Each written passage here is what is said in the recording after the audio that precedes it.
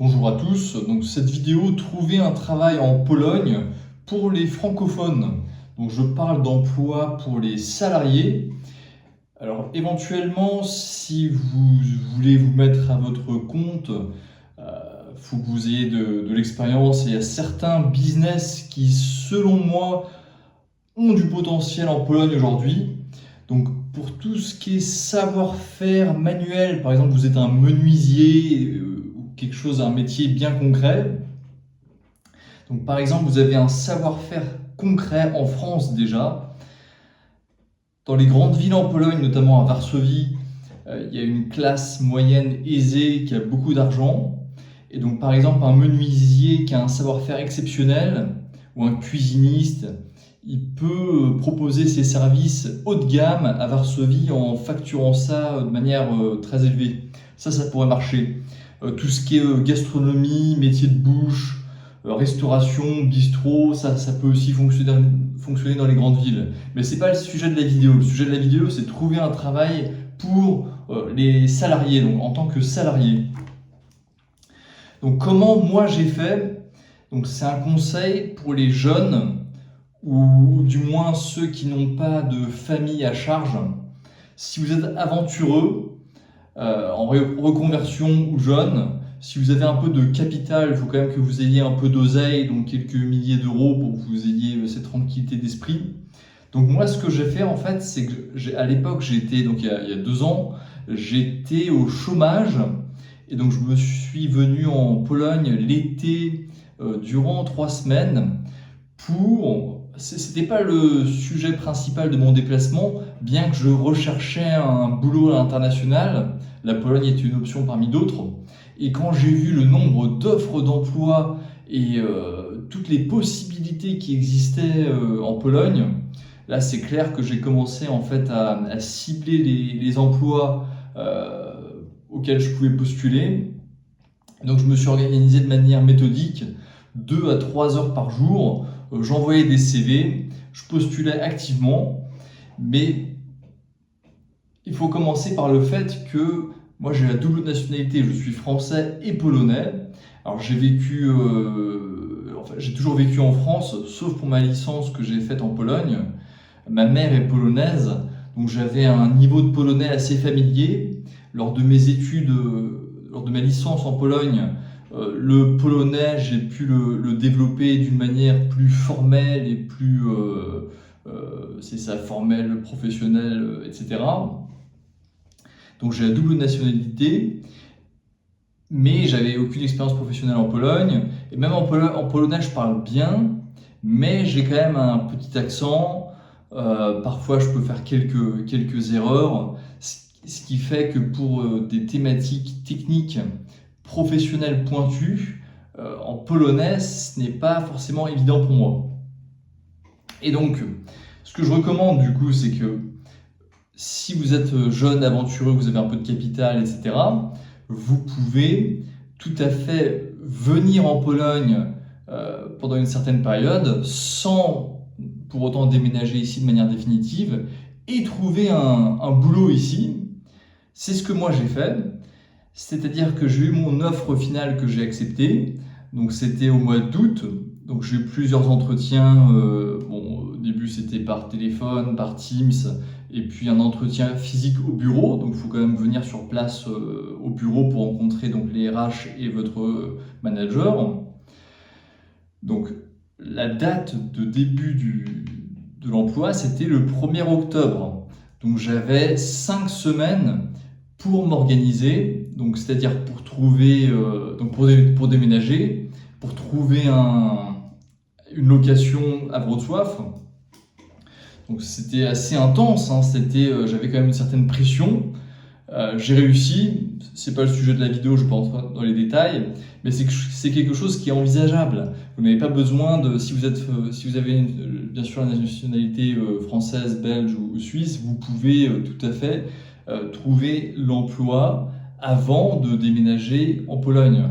Et si vous avez un peu de sous, vous pouvez donc commencer par louer une piole sur Booking ou peu importe. Faut rester flexible. Très bien. Et donc, comment maintenant on va passer aux offres concrètes. J'ai sélectionné donc la ville de Cracovie, puisque Cracovie c'est la ville où il y a le plus de Français qui y vont. Beaucoup de Français pensent à Pologne égale Cracovie. Donc j'ai pris l'exemple de Cracovie, ça aurait pu très bien être une autre ville. Et donc, le site, selon moi, qui regroupe le plus d'offres d'emploi en Pologne, c'est Pracuj.pl, pracuj.pl, je mettrai le lien dans la description. Donc, qu'est-ce que je fais? C'est tout bête. Vous pouvez tout simplement mettre French dans la barre de recherche et ensuite localisation, donc j'ai mis Cracovie. Et donc je vois qu'il y a 106 offres. Bon alors ça ne veut pas dire que, il y a peut-être 30% de bullshit, il y a certaines offres d'emploi qui sont uniquement en full télétravail, qui peuvent être basées dans une autre ville. Et donc ces offres d'emploi en général elles sont divisées par des types donc destinés pour des juniors, des spécialistes ou des seniors. Il y a les branches principales en termes d'opportunités. Donc pour les francophones, c'est bien sûr l'IT, le consulting, donc tout ce qui est audit financier, finance, etc. Tout ce qui est comptabilité, service client, tout ce qui est sales. Donc selon moi, c'est les plus, tout ce qui est commercial. Selon moi, c'est les types d'emplois principaux. Bien sûr, vous avez plein de filtres disponibles sur le site, avec les types de contrats, les secteurs d'activité. Donc voilà, je suis sur Pracuj.pl. Donc qu'est-ce que je vois comme offre d'emploi? Je vois Senior IT Project Manager à Cracovie, Business Analyst chez Solers. C'est un grand groupe international dans le consulting. Et donc, par exemple, il faut avoir une licence en économie, finance, business, IT. Bien sûr, il faut avoir un niveau d'anglais C1. Méthode agile de travail, capacité analytique, intuitive, etc. Approach complex problem. Faut être, donc ça c'était les éléments clés. En option, il faut avoir une expérience dans le secteur de l'assurance, mais c'est une option. Fintech, consulting, IT, j'en passe, c'est des meilleurs. Des skills de leadership. Good knowledge of German or French. Donc là, vous voyez, vraiment, ils recrutent que pour des germanophones ou des francophones. Donc il y a beaucoup d'offres d'emploi comme ça. Si vous parlez espagnol, donc l'anglais c'est un must. L'anglais, il n'y a pas de sujet, c'est un must. Il faut que vous ayez un bon niveau d'anglais. Donc mettez-vous à bosser dès aujourd'hui. Polonais c'est une option, c'est toujours apprécié, mais si vous ne parlez pas un mot de polonais, c'est pas éliminatoire.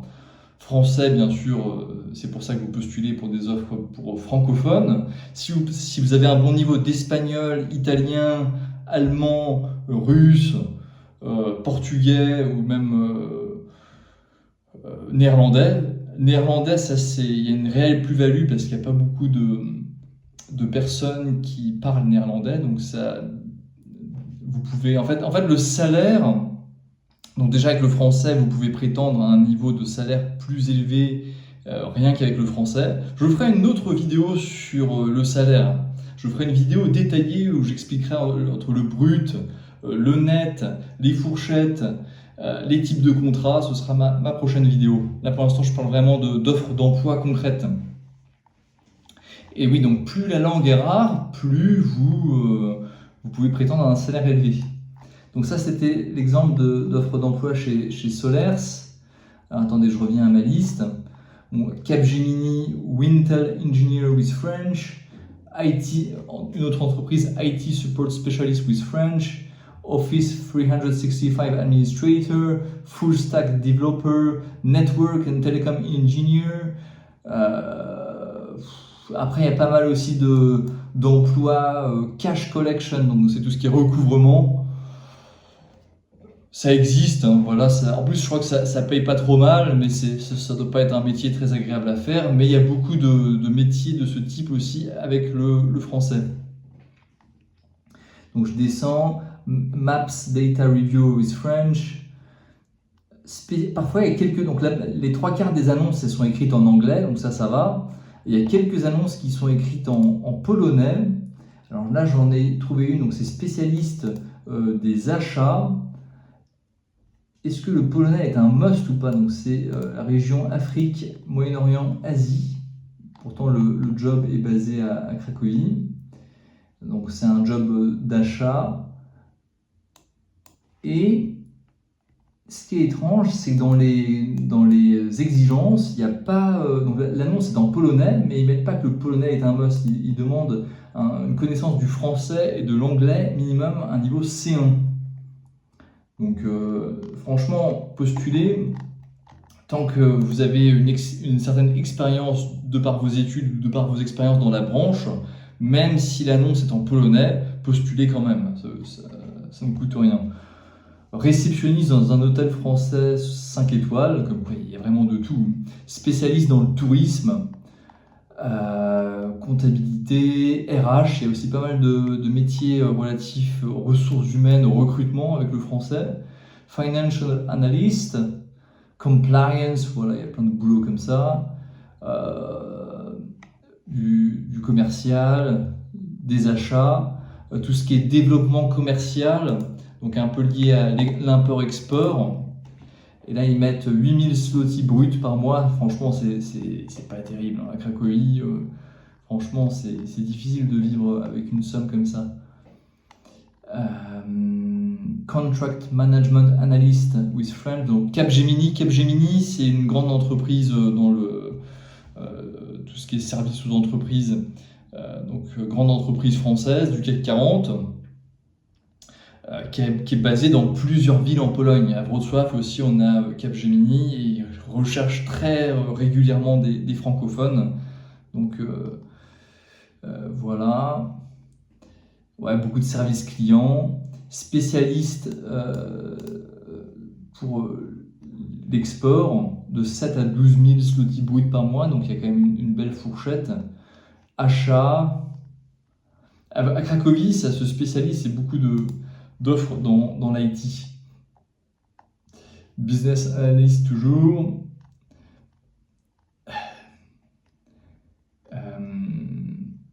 Affrètement, ça faut plutôt parler polonais, hein, l'affrètement. Senior IT Business Analyst, là, 22 000 zloty net, ça c'est une belle offre d'emploi.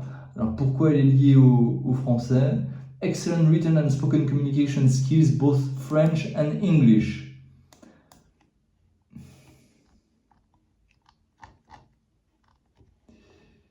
Je rentre pas trop dans les détails, hein. Air Liquide. J'ai vu Air Liquide, Process Safety Engineer, finance, service client. Pour service client, ça c'est bien, c'est des jobs d'entrée, ça a ses avantages si vous êtes en début de carrière et que vous n'êtes pas tellement spécialisé, c'est que c'est assez accessible. Néanmoins, il va rapidement falloir évoluer et vous spécialiser de manière plus technique ou d'aller dans le commercial pour espérer gagner plus et puis monter dans votre carrière. Il y a aussi pas mal parfois de boîtes polonaises ou d'autres boîtes qui recherchent des spécialistes en export.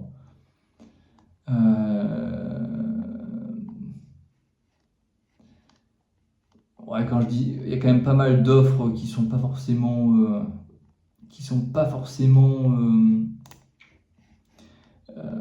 pertinentes. Néanmoins, voilà, c'est PratsUPL, franchement, c'est mis à jour régulièrement. Il y a souvent des offres d'emploi qui apparaissent, qui disparaissent. Je pourrais aller Varsovie, par exemple. Ce sera peut-être plus diversifié. Donc, Varsovie, 210 offres d'emploi. Beaucoup de bancaires aussi. Donc, chez BNP Paribas, ils recherchent souvent des francophones. Donc, Junior Client Account Manager. toujours business analyst. Payroll et benefits, ouais, c'est plus lié aux ressources humaines.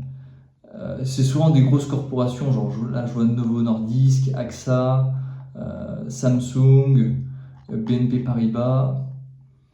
Donc ça, c'est quand même des boîtes qui ont du pognon, donc faut pas hésiter à négocier. Faut être aussi assez. Si vous avez une expertise, si vous avez une expérience, si vous avez le bon diplôme, là vraiment, et vous pouvez.